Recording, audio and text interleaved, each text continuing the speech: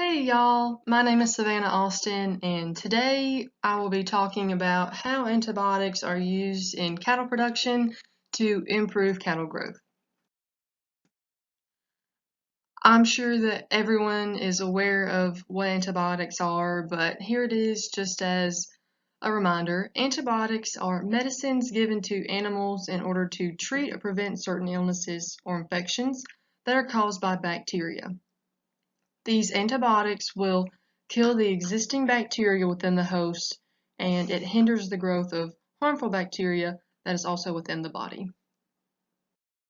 Now, for our purposes today, I will be discussing how antibiotics are used to improve cattle growth. So, antibiotics can be given to cattle subtherapeutically to be used as a growth promotion tool. Subtherapeutically just means at a lower level, a lower dose than what would generally be administered for injections to treat or prevent illnesses. And like I said, these antibiotics are also used as a prevention tool just to keep those cattle from getting any more bacterial infections.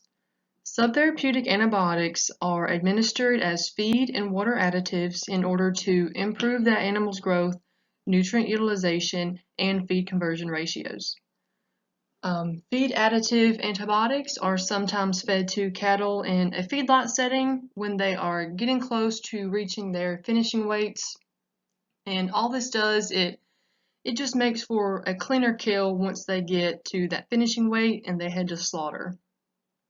Cattle at this point in a feedlot stage, they should be fairly hardy. They really shouldn't be getting super sick.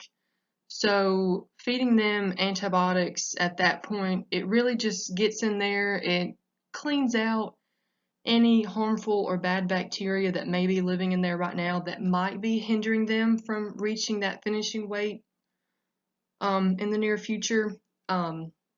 So what that does is it just gets in there, kills them off, and makes sure that they will reach that finishing weight in an appropriate and efficient time in which they need to be at that point slaughtered and killed off.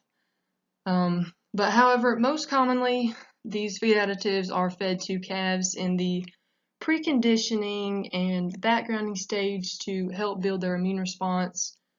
At this point, of course, these calves are extremely young. Most of them have been just weaned off of their mamas, and they're coming and being introduced to a new environment with exposure to brand new bacteria, whether it's good or bad, from the environment itself and the introduction of new calves along with those. So what producers do is ideally they will be fed these feed additives a week after they arrive at the preconditioner, and that is when most of those calves will be breaking or getting sick. They can be administered in cycles of 5 days on and 5 days off, or just long enough until the infection or the disease window has been closed or it's passed. So basically what that does is a producer will go in there, they will include that feed additive to those cows for 5 days, and then for 2 days they will just take them off. And they will just keep cycling through that until the producers are pulling less calves, they're seeing less calves getting sick, and at that point they will go ahead and just take them off completely. If you're a producer and you are feeding feed additives with antibiotics for a week straight, you don't see any calves sick, and you're not pulling any calves, at that point you are just wasting money. So producers will not administer antibiotics to calves if they do not need antibiotics. I mean, that's just how it is. That the whole purpose of feeding these antibiotics to improve cattle growth is not to keep them on it long term, because I mean you will be wasting money, and if you overfeed some of these products, it'll start killing off your good bacteria too. So just a reminder, your most efficient calf is just a healthy calf. The whole point of these is to be used as a prevention tool to keep those calves from getting bacterial infections that will then hinder them, and that will reduce that animal's growth, reduce the nutrient utilization, and reduce those feed conversion rates. Here are just a few examples of antibiotics that are used for growth promotion in the industry today. I know many of you are probably familiar with ionophores, so monensin. It is a feed additive that's also known as rumensin, and the feed tag is there at the bottom. There are a few more, and under the tetracycline category, there is also one called chlorotetracycline, which is also known as CTC or aureomycin, as those are the trade names for it. And there's the feed bag right there at the bottom. Here is just an overview of how these antibiotics, just how they improve growth and performance within the body. So basically, these cattle are given these antibiotics.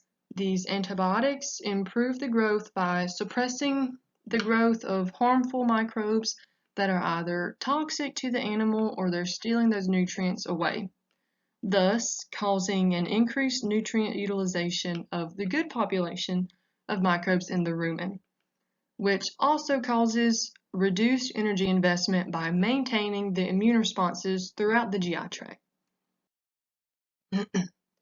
So like I said before, or I mentioned it before, monensin, how this works when it's fed to cattle is that monensin acts on the bacteria by facilitating the movement of those sodium ions into the cell in order to speed up that sodium-potassium pump in the cell membrane, which causes an ion imbalance. That transport mechanism that moves the sodium ions across that sodium-potassium pump, as we know, requires energy, which is ATP. With continued exposure to monensin, it could lead to cells exhausting their energy supplies, which will then result in the death of that cell by osmotic pressure within that cell, which will ultimately prevent the bacteria from competing in a mixed population, so their numbers will decline. Talking more specifically on how monensin acts in the rumen, what it does is it affects those gram-positive bacteria that will produce your acetic and butyric acid, and it creates a more suitable environment for the propionate-producing bacteria in the rumen, which is what we want. I thought this was pretty interesting. I found this in one of the articles that I was reading. And basically, so like I said, with those gram-positive bacteria, and how monensin affects it. So table 1 shows you the sensitivity of certain rumen bacteria to monensin. If we look here under your monensin sensitive organisms, it shows like bacteria known as Ruminococcus, Lactobacillus, Streptococcus, which is all bacteria that we've heard about in class. And if you look over here to the far right, it shows you those fermentation products that it creates in the rumen after the fermentation process. And over here it says acetic acid, lactic acid, and methane, which is what producers are trying to reduce the production of in feeding out cattle, in cattle production today. So that's what monensin's job is. It tries to get rid of those monensin sensitive bacteria, and it tries to make room for your insensitive ones that will produce propionate. So over here we've got certain ones that I cannot say the name of. I don't want to just butcher those names completely, but they're over here producing propionic acid and of course some acetic acid as well. Now that table below it, it just shows some physiological and nutritional and metabolic effects that all feed additive growth promoters will have on the animals as well. Our other feed additive that I mentioned earlier, which was that chlorotetracycline, it is called CTC or aureomycin, whatever trade name you want to go by. So basically, your CTC is commonly used to specifically treat or prevent calves that have mycoplasma. So what it does is that mycoplasma bacteria has sort of a slime wall around the bacteria itself. That CTC is fed to the calves, it goes in the rumen, and it breaks down that slime wall on this bacteria so that the medicine can actually reach the bacteria on the inside and it kills it off. CTC is another broad-spectrum antibiotic that can be used to treat or prevent several livestock diseases.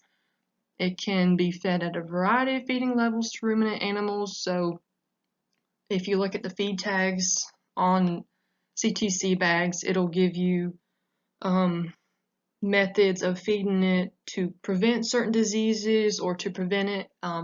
It's just a good feed additive to use because you can feed it at different levels and it's still not going to be harmful to the calf itself.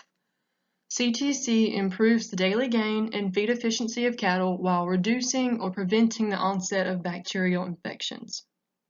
And some of the advantages of feeding CTC is that it reduces incidence of liver abscesses.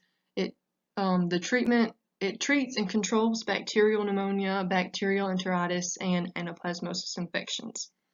And I know everyone thinks that if you're feeding antibiotics, there's got to be a withdrawal period. And that's the concern with most people, whether it's consumers or producers, is just making sure they're aware of that withdrawal period on any medicines or antibiotics.